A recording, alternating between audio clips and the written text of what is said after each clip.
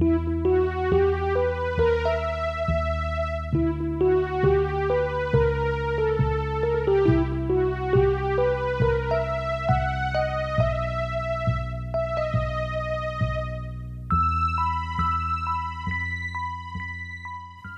following is a fan-made chapter reading of the web serial Pale by J.C. McCrae.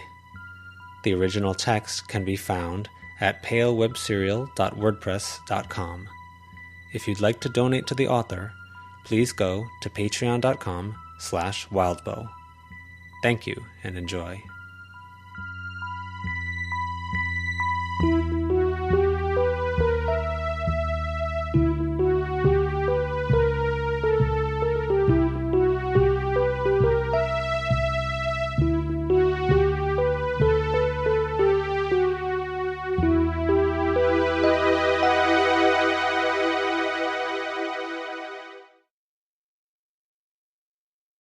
Leaving a Mark 4.1 Avery. Avery ducked beneath branches, pushing others aside. She held one branch for Snowdrop, who reached for her wrist, clutched, gained a certain weight, and then crawled up Avery's arm to her shoulder in her small opossum form. Wooden pieces of building were sunken into the surroundings, but the wood hadn't gone soft. Dirt overlapped the edges, or moss grew into the sides until they were part of the landscape. A burned-out house with the burns covered up, or pieces of an old church that had collapsed in a storm, reclaimed by nature in a way that held them strong, the walls upright. Avery ascended stairs with white flowers on the rising slope to her right, and a brook noisily trickled in a dip to her left. Snowdrop made a sneezing sound, which was an opossum pup's version of a dog's arf or a kitten's mew. Avery looked where Snowdrop's nose was pointing, and jumped, despite herself, at the sight of a young woman kneeling in the creek. The woman was maybe around 18, wearing a white dress thinner than Avery's t-shirt, and had flowers and dark hair braided loosely enough that there were evenly spaced gaps between the locks. She was curvy in a healthy way. She held a pile of flowers in one hand, stems removed, and was placing them in the running water of the creek with what seemed like an abundance of care, even though the water babbled, rolled, and moved with such chaos that there was literally no way it could matter. "Did she send you here to wait for me?" Avery asked. The woman shook her head. She took another few seconds to finish setting down all but 2 of the flowers, so the creek could carry them down the way, then stood. The wet dress wasn't transparent, but it still left nothing to the imagination. Avery swallowed, then turned her attention to Snowdrop to have an excuse to look away. The woman grabbed a narrow tree and began to ascend the slope to the path Avery was at. Avery hesitated, then grabbed a tree herself. She offered a hand, hauling the woman up. The woman stood just a few feet from Avery once she'd straightened. She reached over, gave Snowdrop a stroke, and placed a flower behind Snowdrop's ear. The opossum chittered madly, like she was trying to talk. Avery's heart pounded as the woman put a flower behind her ear. She was still holding one of Avery's hands, and once the flower was in place, she pulled, heading up the path with Avery following. They jogged through the woods, along a dirt path that periodically had floorboards in it. The woman let go of her hand, hopping up to a tree branch with both hands overhead, and landed with what looked like an apple in each hand. The most crazy nice dreams that Avery had experienced weren't anything half as nice as this. The woman offered Avery one of the apples, biting into the other. "No, but it seems nice of you to offer," Avery said. She could remember what they'd been told about fairy, and not eating things while visiting the fairy. This wasn't the fairy, but maybe the same rules applied. The woman offered it to Snowdrop. "No," Avery said, firmer. Snowdrop sneezed at her. The woman didn't seem to take offense, smiled, and returned to leading the way up the path, up the thick forest trail along the side of the mountain. The woman paused to pick some berries from the side of the trail, stem and all, before running ahead a few steps, as if to make up for the lost time. "How do you know if they're safe to eat?" Avery asked. Do you talk?" Yes, the woman said. It's been a long time since I had to. How long? Avery asked. Months? The woman asked. She turned, walking backwards, and pushed aside a branch by her head like she knew it was there. How long have you been here? Avery asked. How old do you think I look? 18 or so? Then 6 years or so. The trail took a sharp turn toward the interior of the mountain itself, but as Avery ducked through some of the branches, she found herself in a space open to the late afternoon air. The pieces of building that had been on the path here were omnipresent in this space, elaborate, stacked onto one another and glued together by moss and vegetation. The flowers were everywhere, as were fruit trees, vegetables, and ferns. 10 people were present, young, old, male, female. 2 of the men wore the thin white fabric as kilts, one short, one knee-length. An older man with long white hair wore it as a toga. 2 of the girls were topless, but one of them was like 6, so it didn't really count. They lay down, sat on tree branches, and walked around the extensive space. Some had wreaths of flowers in their hair. Others, laurels of leaves like some old Roman thing. Who are they? The most innocent. People with nowhere else to go. People who were hurt. People who were sick or struggling with some form of madness. The cursed, the hunted, the unfortunate. She collects them? You? When she can. But the conditions have to be precise, so she can't get many that way. More often we ask. When we seek to escape it all for long enough, traveling for a day into uninhabited places, sometimes we end up at her feet. Then you have to ask for help. Sometimes you have to ask multiple times, depending. Then you must abide by the rules to stay. I think I've been conditioned to think there's a horrible catch or something, Avery said. No. The only rules are to be kind, to be gentle, and to protect this space. Some leave and come back. Some stay for a while and then go. Many stay, because the world hurt them enough, or because they have a relief here from schizophrenia or addiction. Sometimes when you ask for help, you get it. I think that's what she represents. I'd like an audience. She knows. She's coming, the woman with the wet dress said. She ate some berries, and as the little girl held up a hand, she gave some to her. Snowdrop clambered down Avery's arm, hip, and then dropped to the ground, taking her human form. Avery felt conspicuous. These guys were objectively the weird ones, wearing togas and simple dresses knotted at the shoulder.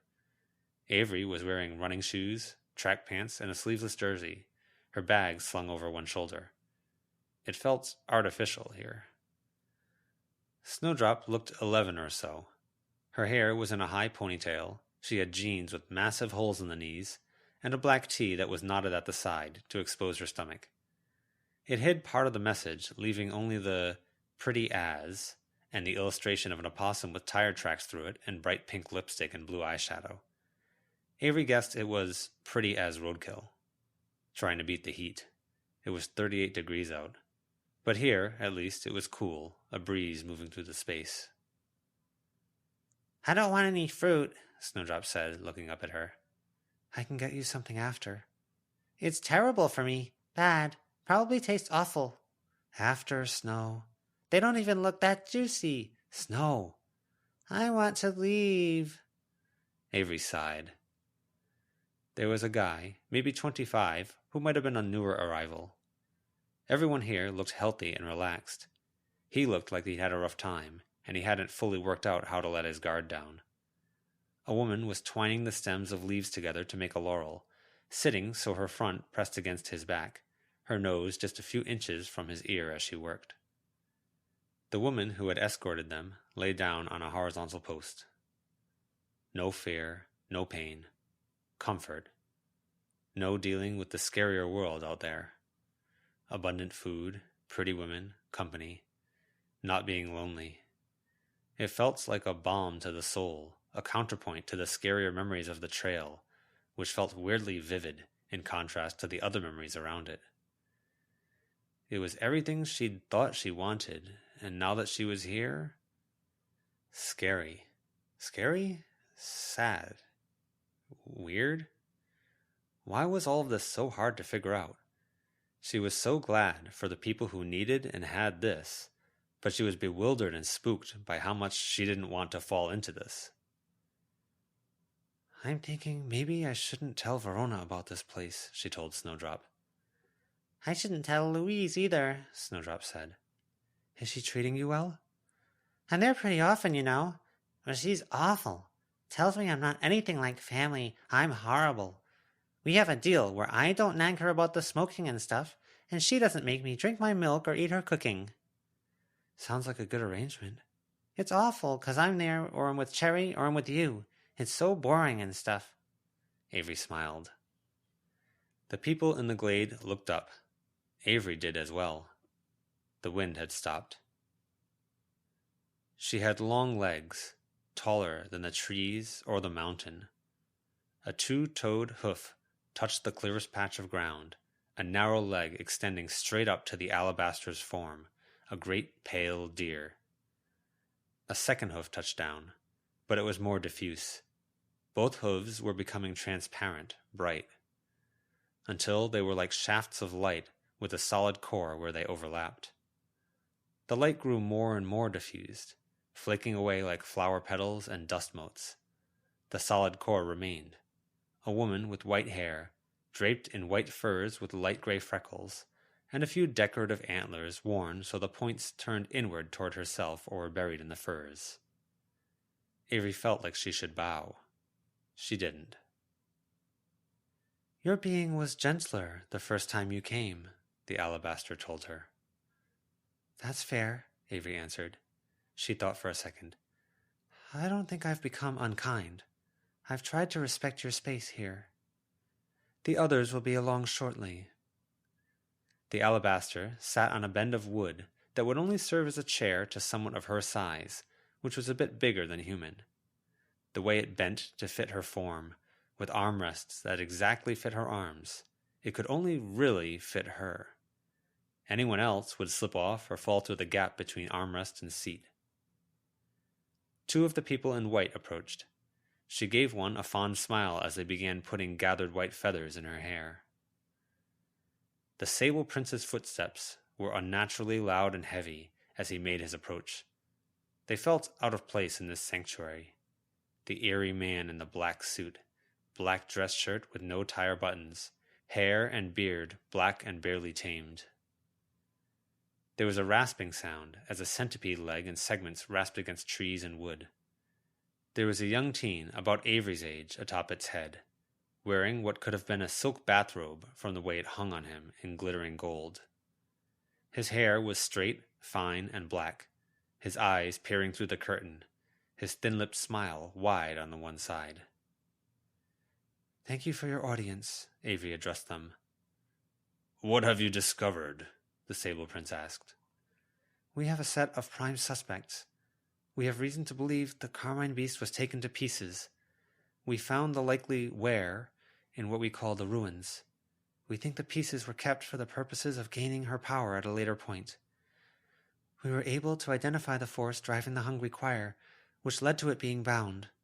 We helped root it out as the weapon that was directed at the Carmine Beast. Was it able to identify the people who used it? The Aurum Coil asked. Avery shook her head. It gave us suggestions, but those suggestions mostly ruled out people we'd already more or less cleared. What it did tell us was that it was created 9 years ago. Everything seems to point to it being created then, with the intention of being that weapon against the Carmine Beast. Explain, the Sable Prince asked. I'm not sure I'm great at explaining things, but the choir talked about everyone they dealt with in terms of who was there when they were created. They were set on a path, and there's no sign they were contacted or redirected to the Carmine Beast. It seemed innate or instinctive. There's no signs in the wind that they intend to come after us three, the Alabaster Doe said. No, Avery agreed. We don't see anyone using the power on the same scale as the Hungry Choir, and nobody seems especially agitated that the Hungry Choir is bound and out of their control. If they wanted to come after you three, they'd be more bothered they lost their big weapon. Then our concern is primarily with what the upheaval in the Carmine seat does to the rest of us. Maybe, Avery said. We're worried that when we get closer, they may make their move. That's part of the reason we wanted to reach out, so you wouldn't be surprised. What is the rest of the reason? The woman in the bleached furs asked. You guys are We've been calling you judges. You make some of the decisions on the broader stuff. Karma, deals, minor things about power, or which others get to appear or start to appear. Yes, the man in the black suit said. We're working to serve you, kind of.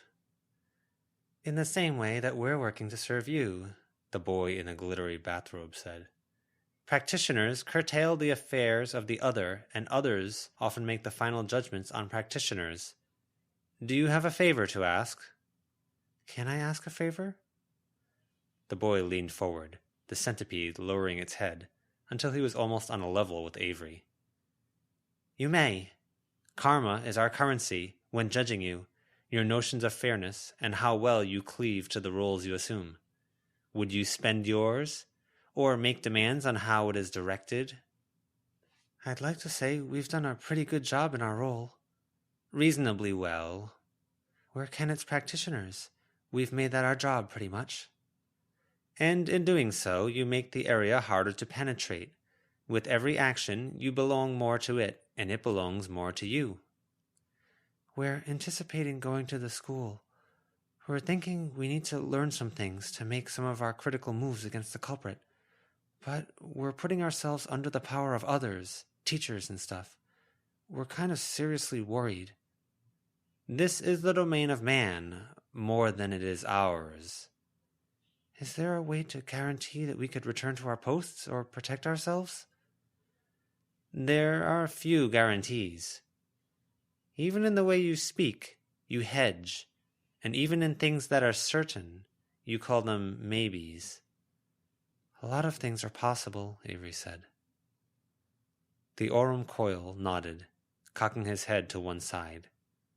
The long hair slipped from his shoulder, as did the shoulder of the simple, glittery robe he wore. If you wanted to make your position more secure, you could swear oaths. To return home safe and sound. Your karma, that propensity for being right and just, would help it happen, in the wake of that oath. But if we were wrong in making that oath, we'd be ruinously wrong, the Sable Prince told her. You're carrying out a duty, the Alabaster reassured. You're acting on oaths made in your awakening. That helps secure your position. Keep your eyes and ears open. Avery nodded. We also wanted to ask, we need to know who the Carmine Beast was. You said she didn't have many friends, but the Alabaster has these people in white. Do the Carmine... She took nobody in. Others like her in other areas do, taking in killers, monsters, heroes, and villains.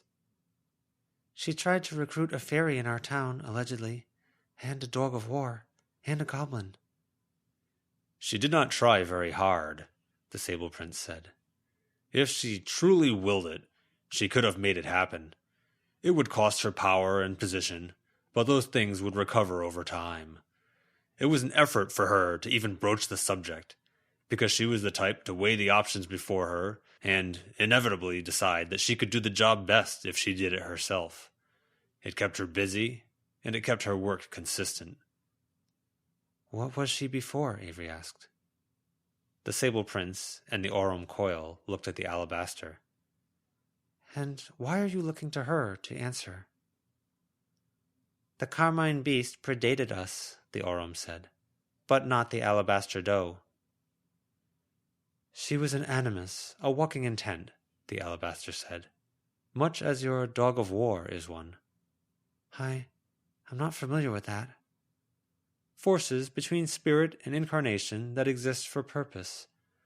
Often malign, but not always. Physical. They are defined by the task they accomplish. The sword-bearer animus exists to find the noble and heroic, equip them, and send them on their path. The dog of war exists to perpetuate the senselessness of war. Muses inspire art. What did she do? Before she was the Carmine Beast, she reminded civilized men who had come here why their ancestors were so afraid of the deep night, the alabaster said.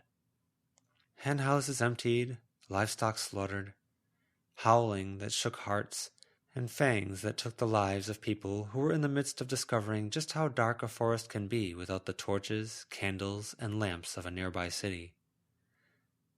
Was she evil? I know we asked, but before? She wasn't good or evil so much as she simply was, just as she was the Carmine Beast. The role precedes all. Is that the last of your questions? The Aurum asked. Probably not, Avery said. I have more, but I can't put them all to words. We were asked to do this job, but the more we do it, the more it feels like they really don't want us to actually succeed. Who is they? The alabaster asked. That's a good question. I don't know. I don't know if it's the culprits being subtle or if it's the others. I know we have to be really careful because if we rush this, then Alexander Bellinger may start interfering with Kennett. You can secure your own positions, oaths and stuff, with a higher chance of being forsworn. Sometimes he secured his own position at the school with one such oath. Ah, Avery said. What's the word? Sounds like domain? Domain, the alabaster said. Familiars too? And implements? Yes. Okay. That's definitely a thing to think about. Many wait until they are older. At the very least, one should try to know themselves before they decide. Avery frowned. She didn't really know herself. She thought she had, at least as someone sporty, someone who knew what she wanted out of life, wanted something not all that different from this, with the stability, security, the family, found or otherwise. Knowing yourself can be pretty tricky, Avery said. Yes, the Sable Prince said. I know, you suck something awful, Snowdrop murmured to Avery. Thanks, Snowdrop, Avery said. If you've no more questions, the Aurum Coil said, don't you have somewhere to be? Avery frowned. She didn't. She'd specifically made the time to come out this far. She glanced off in the direction of the way she'd come, where the path led out of this glade, this sanctuary the alabaster had made. A girl lounged by the door, eating blueberries she'd picked. If she didn't want that, then process of elimination gave her a few other directions to go. She couldn't think of much else to ask. No more questions. Thank you for your time. Give John Styles our best. No other candidates? The alabaster shook her head. None worth serious discussion. We expect to force the decision about the Carmine seat at the summer's end, the Sable Prince told her. Let the Kennett others know, please. Avery nodded. Then she departed, Snowdrop walking beside her. John was the candidate for the next Carmine Beast. The hungry choir was bound, and while Bree had that power, she'd sworn oaths to be silent and not to use that power to take the seat, which more or less took the choir out of the running. It was now between John and whoever had the furs of the Carmine Beast. If they couldn't figure something out, then John would be asked to apply for the seat. He would probably cooperate. The lesser candidates who didn't have a shot would probably come after him, in hopes of crab-bucketing their way into the position, and whoever had the furs would step in to deliver the master stroke.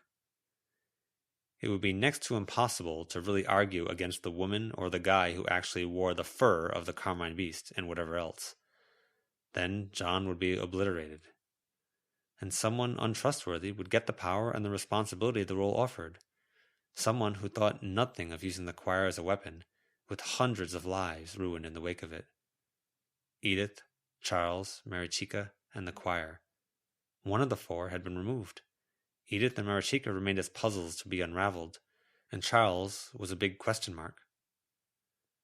Avery walked down the path until she reached an area not that far from where the woman had been setting flowers into the water. It was flat enough. Huh? Snowdrop asked. I've decided I want to get home tonight instead of tomorrow. If you're taking the shortcut, you're taking it alone, loser. I'll ask first, Avery said. She set her bag down, which was a bit of a relief. Then she got her phone out.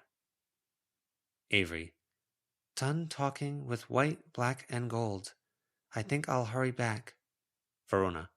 Problem? Avery. No, but I decided I want to come. Or I'm less sure I want to live the kind of life where I avoid all this.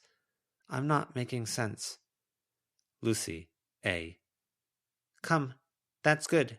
If you're sure you're okay with this. Avery. Ouchie Wawa in exchange for access? We all okay with that? Lucy. I don't think we can use it. I'm more concerned about how safe this is. How unsafe. Verona. I like having more things to mess with, but I don't mind. Avery. Gonna see about heading over. I shouldn't be long. She swiped over to her contact list. Some basic okay messages came through at the top of the phone as she searched. Snowdrop dug in her bag, pulling out a bag of chips, and then a bag that clattered pretty violently. A toy car fell out and tumbled down the slope. The opossum girl went after it. Hello? I'm an acquaintance of Zed, Avery said. We had a deal where he wanted a tape, he gave me a ritual, but not the steps to complete. Yes, I remember. My hands are a bit full with a god parasite. Can I get back to you?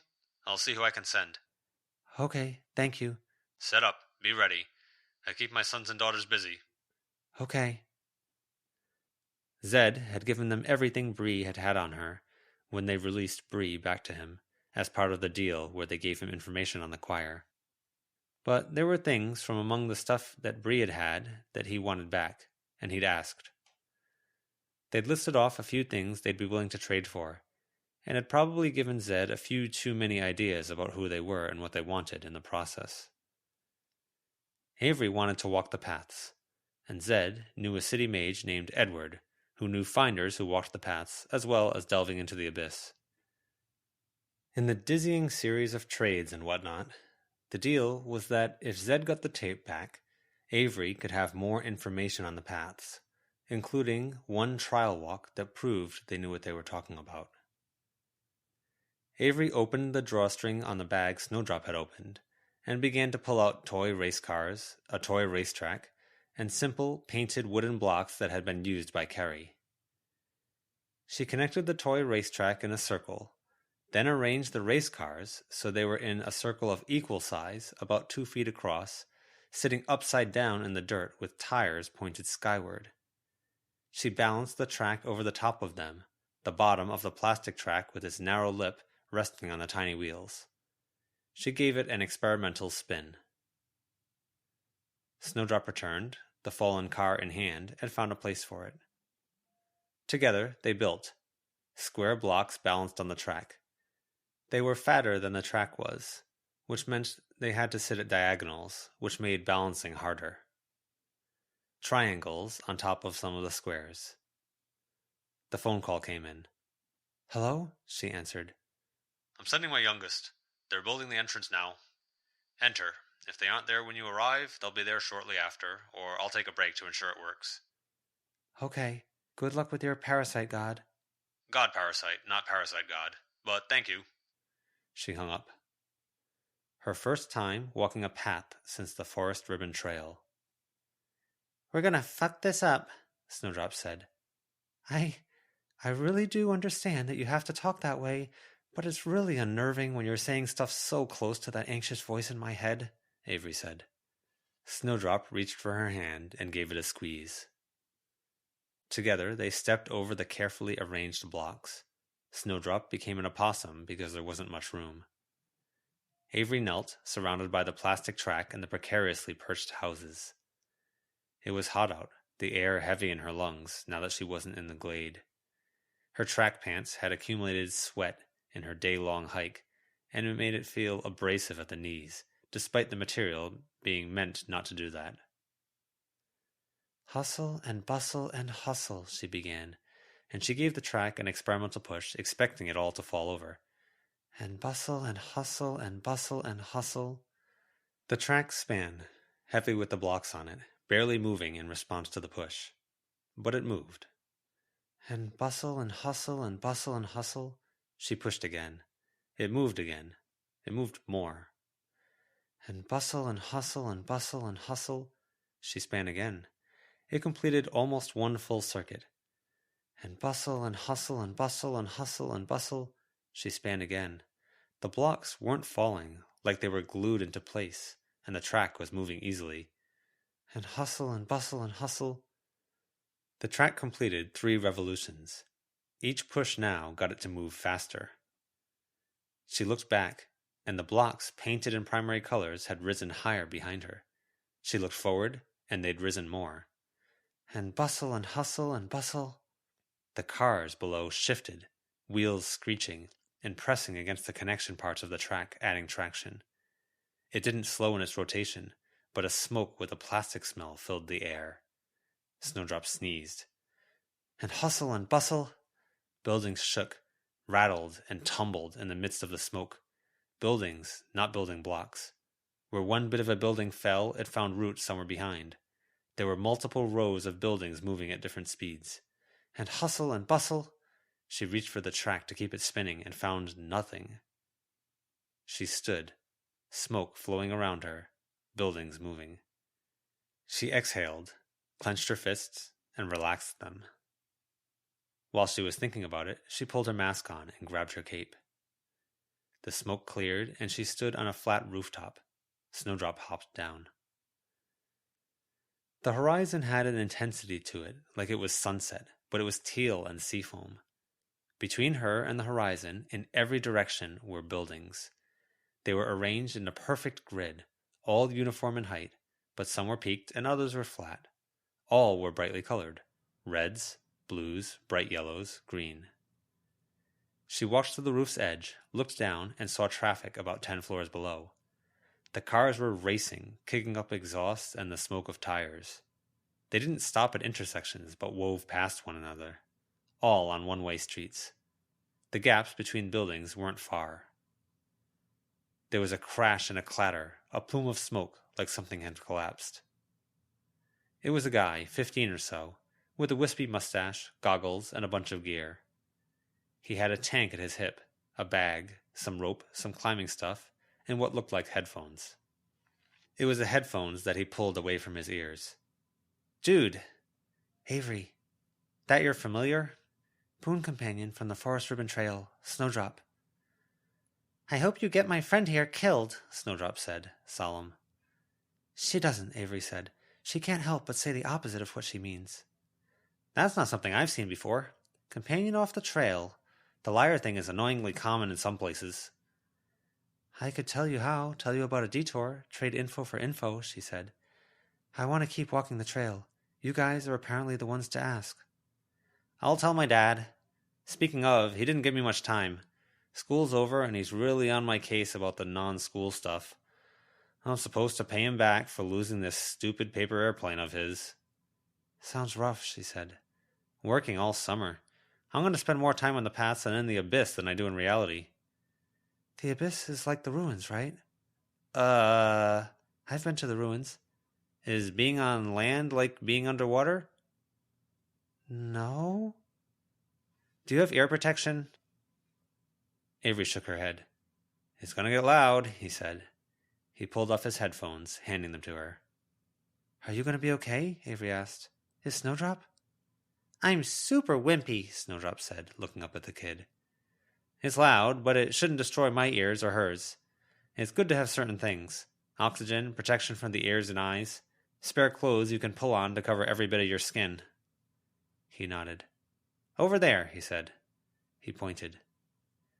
She squinted. Off in the distance, in the haze of the sunset, there was an archway, like the entryway onto a massive suspension bridge. "This path is low occupancy, low reward, at least boon-wise. But getting through it comes with a perk. Slight drawback, too. Well, 2.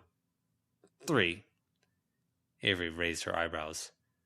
Two of them aren't really drawbacks, exactly. More stuff to be cautious of.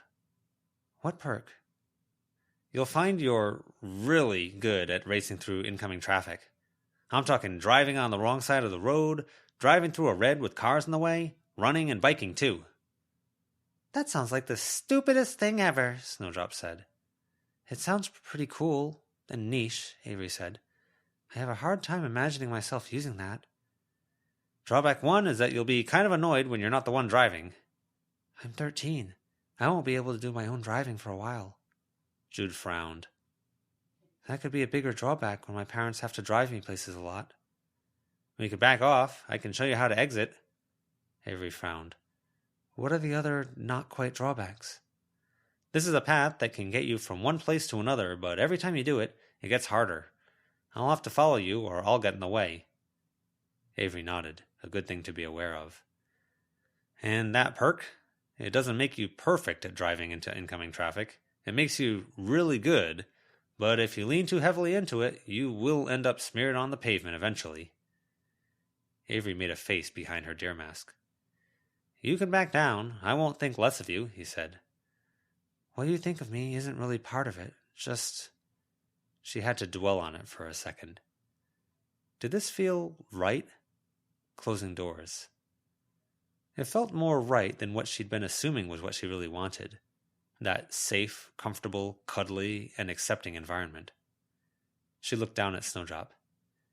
Team Roadkill! Snowdrop cheered. No, not that, Avery said. How do we do this? To start with, you promise that on successful delivery to the other side, you'll hand over the tape. I swear I'll pass it on to Zed to the best of my ability to bring the deal to a close. I promise, unless something unanticipated happens, I'll hand over the tape. If I can't, I'll make a good faith attempt to make things square. Good, cool. Then we need to go from house to house, ideally by a pattern. We'll be using the best pattern we've figured out. I'll shout out the instructions. Blue house with the pointed roof first, then a red house, then any blue. Do not, under any circumstances, touch a yellow house. The third house is the one we ride to the horizon. It's going to feel like we're taking too long. Don't freak out, and don't panic jump. If you start shouting at me, you might miss the signal. It's spooky enough without distracting yourself. Avery nodded. The 7-8 bridge is one we haven't figured out. We're trying to brute force it. I don't know what that means. Every time we pass through, we try a new possibility until we work out a way through Zoomtown. Today we'll do one I'm reasonably sure we know what will happen. There'll be an other on House 8, minor. They range from mind screws to aggressive types that don't really have much going for them in the flight department. Stay safe, fend them off. I'll shoot them when I'm close enough. Okay, Avery said. And don't miss the jump to the destination. Avery nodded. Let me know when you're ready to start. Then blue house, pointed roof, pause, then red house. I'll tell you the next color or house when the time comes. And if something happens to you? Guess. Fight like hell if you touch the wrong house. Others and crap will pop up. Don't touch yellow houses. Avery nodded. There's no other plan that works, Snowdrop said. This is the only way. You have an idea? Avery asked. I'm not about to swear to keep any letters with instructions unopened. That's a fool's game, Snowdrop said. This is the only way. Avery looked over at Jude. That works too, I guess. Please, Avery said, laying a hand on Snowdrop's shoulder. Jude spent a minute scribbling on paper. Avery whipped out her hockey stick to full size. She wrapped her black rope around her hand and drew up runes for her shoes. Jude held out a piece of paper, folded into a square. I swear not to unfold this unless something happens to you or it's a legitimate accident, she said. If something happens to you, I'll still try and get the tape to Zed. He nodded. He looked at the rope. What's that? Movement trick I picked up from the Forest Ribbon Trail. Be careful with those. These places might look like they're made up of things like our world, like cities and forested trails, but they have their own rules. There's places where trying to fly will get you killed in about 2 seconds, or tear open the sky. Avery nodded. Go. Just give your all and jump. Avery ran, then leapt. There wasn't as much gravity here, and the higher she went, the less there was. She cleared the 15 or 20 feet with ease. Her feet slid on shingles, and she was glad she had the earlier practice. Snowdrop landed beside her. The house moved under her, making her slide a bit down the side. Go, go, go! The entire street of houses was now moving like it was on a treadmill. Every second that passed, it picked up more speed, racing to the right. Go, Avery! She found her footing and ran along the side of the roof. Wait! Go! The next red house with the flat roof zoomed toward her. She and Snowdrop jumped at the same time. She was very aware of how long a fall it was. The house had a gravel bed at the top, and the entire street began moving forward in the general direction of the destination. She looked back and saw that the gaps between the buildings were enough that they could just barely sweep past one another without colliding, even with the different speeds. Jude jumped, and on his landing, the speed of the street picked up violently. He had something like ice climbers used, hooking onto the roof to help give him traction. Any blew. She waited, then jumped. She didn't even need the air shoes like this. Even with the air protection on, the crash almost made her lose her footing and land on her face. The first street that had started moving was now reaching the end of the line. It wasn't infinite, and the buildings were slamming one by one into a body of water. Each subsequent crash made the splash larger. It was almost a mile away, but the first water droplets were now touching Avery's skin. The violent series of crashes and the expansion of the splash filled up one whole side of her peripheral vision, taking over the horizon. Jude was on the row behind her and moving faster. He caught up and landed on her roof. It immediately doubled in speed. They were racing toward the same horizon where the crash was happening. The droplets became a drenching. Flecks of wood bounced off of her. Snowdrop whooped. Jude shouted something. She almost thought it was the signal, but he grabbed her, stopped her. She pulled her air protection away. The roar of about 1,000 houses crashing into water was enough to rattle her brain and her skull. Do you have a boyfriend? Jude asked. Avery looked at him, eyes wide. She let the air protection snap back into place over her ear. Now? Gay! She called out. Probably too loud, considering. He said something that might have been a swear. She didn't want to be the wimp here, and he wasn't freaking out, at least, not about the trip. But they were getting really close to the point where they would slam into... It looked like a hillside. The first houses collided with it. The shattered buildings mingled with the slow roll explosion of the splash, like a tsunami suspended in time, waiting to happen.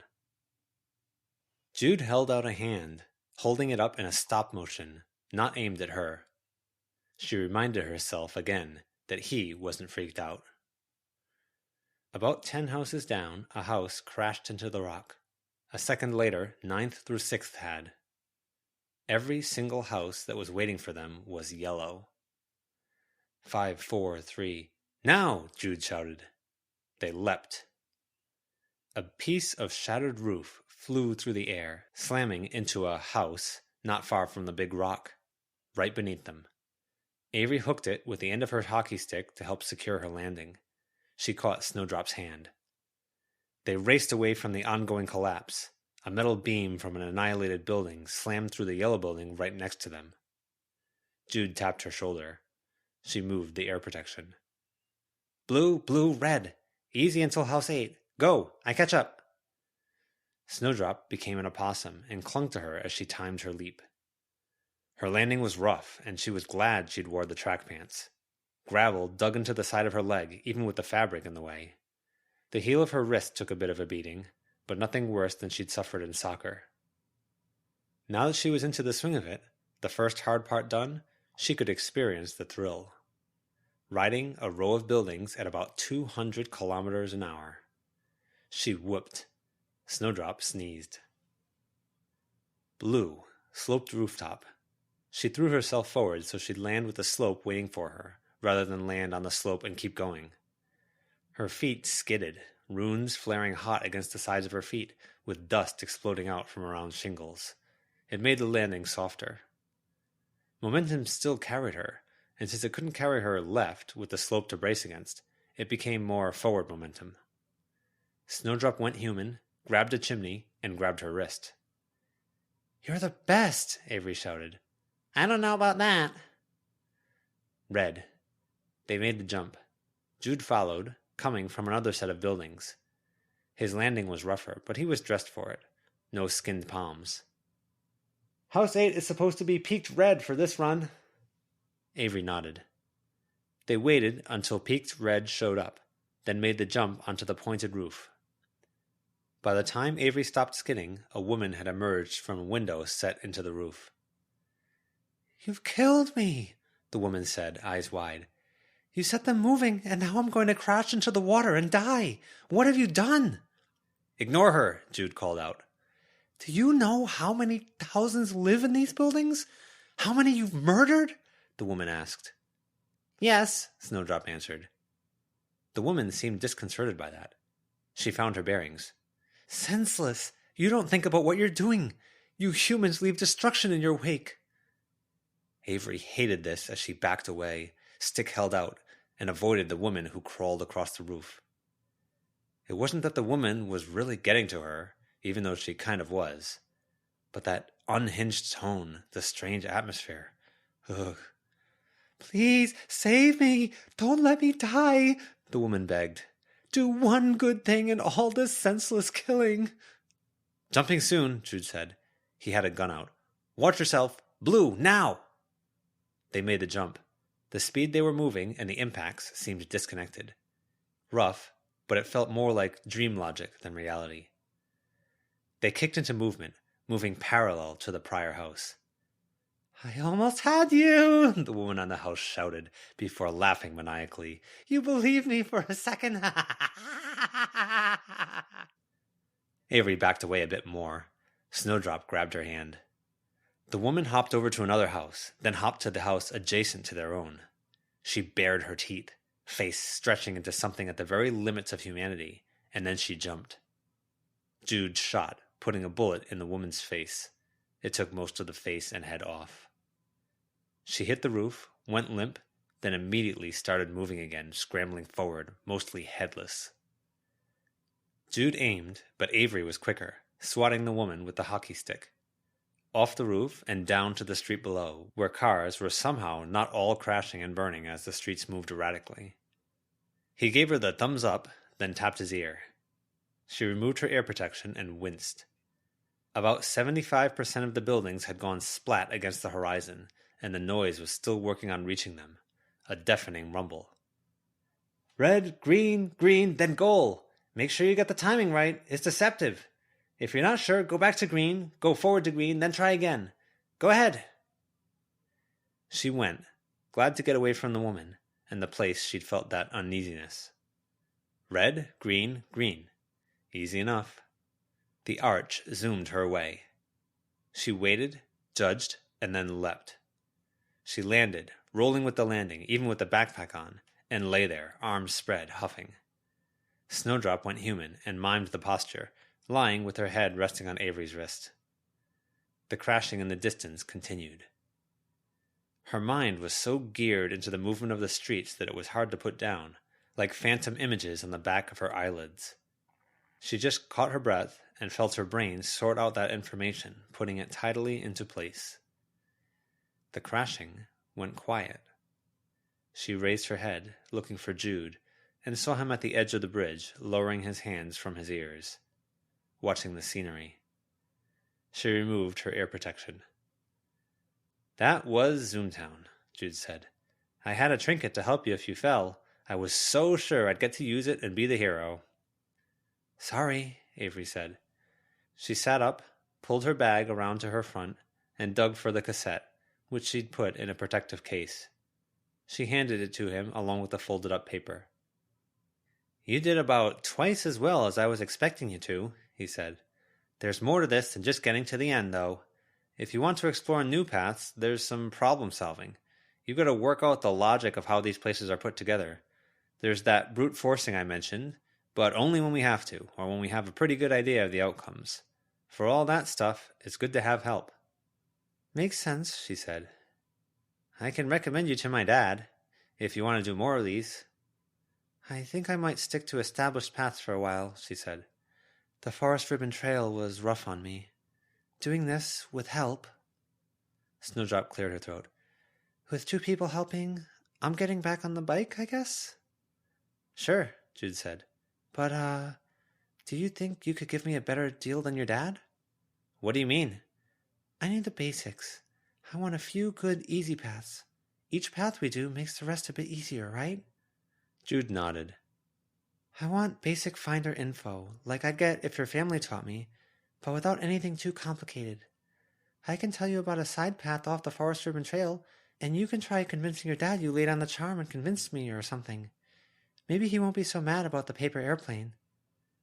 I did charm you a bit, didn't I? I'm super gay, Jude, so not like that. But you were nice enough. I'll take it. I could take that last bit and say it to my dad, but I don't know. She really likes you in that romantic way, Snowdrop said. Tell your dad my boon companion said that, maybe, Avery said. Snowdrop gave him a thumbs up. Okay, that works, Jude said. Give me your phone number. I'll contact you. You can give me the info on the trail. Avery recited her phone number. Their phones didn't work here, so he wrote it down on his hand. Jude smiled. Come on, this is your exit. Mine is another 2 paths away. The exit was a ladder, leading down from the side of the bridge into the mist. It's safe? Yes. Avery grabbed a rung, then started climbing down. Snowdrop followed. The bright blue-green horizon had turned to black.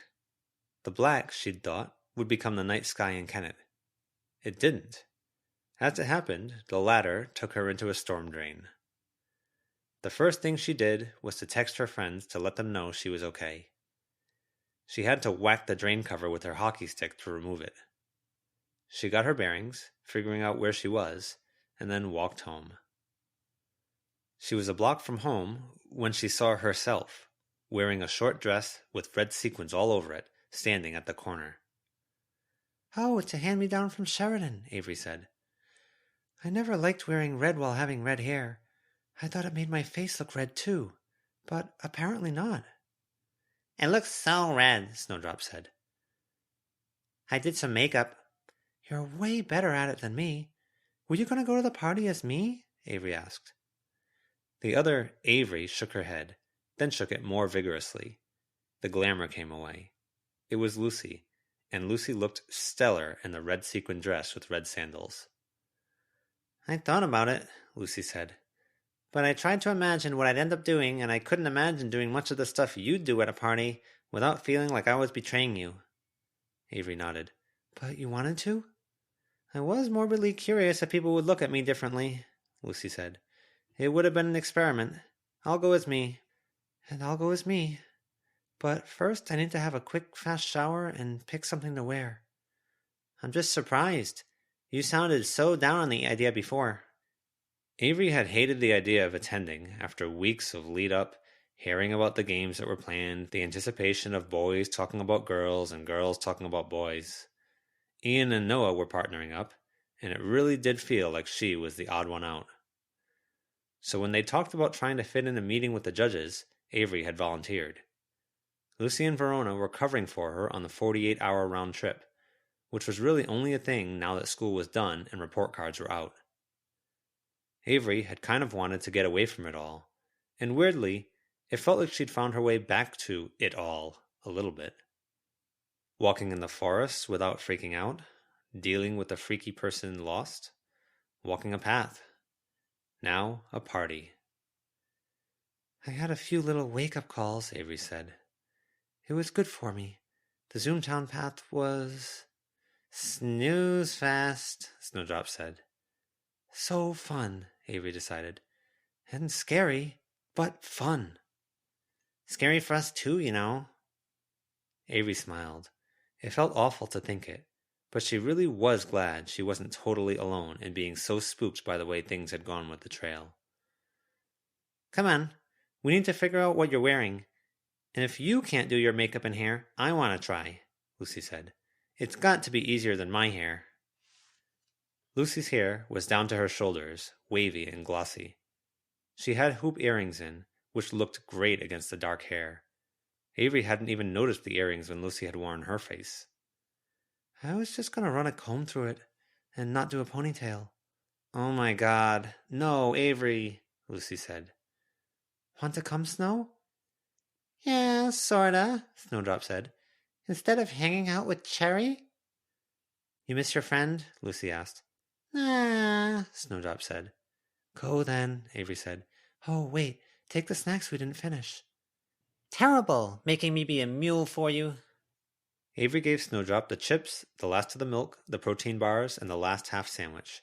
The kid ran off. I won't be at Louise's or anything, Snowdrop called out. The Louise thing is a minor issue, Lucy murmured. Avery raised an eyebrow. But that's not for tonight. We'll talk about it later, and the judges and everything else, yeah? Yeah, Avery said, smiling. For now, you should hurry through your shower. I'll dig through your stuff and find stuff for you to wear. Verona's going to meet us. Did my family see me leave the house in that dress? Because if they did and you walk in wearing that dress and I'm here, covered in debris, soaking wet, that's going to raise a lot of questions. Lucy laughed. What are they going to think happened? That you mugged me for my dress? Lucy laughed again. We're still walking toward my house, and this isn't answered. We'll glamour our way into your room. Sheridan's watching TV, and Carrie's at Kinley's house. The moon's out. We can become moonlight, Lucy said. Easy. Just saying that like it's the most normal thing in the world. Easy. Become moonlight. Easy. Says the girl who just traveled through Racing Car Town or wherever it was. Racing buildings. The buildings moved. It was crazy and not easy, but... They kept chattering until they had to be quiet to sneak in, and then picked up right where they left off. This has been a fan-made chapter reading of the web serial Pale by J.C. McCrae, read by me, NumberWangMan. The original text can be found at palewebserial.wordpress.com. If you'd like to donate to the author, please go to patreon.com/wildbow. If you'd like to help with this project, please contact the Itai BM on Reddit. Thank you for listening.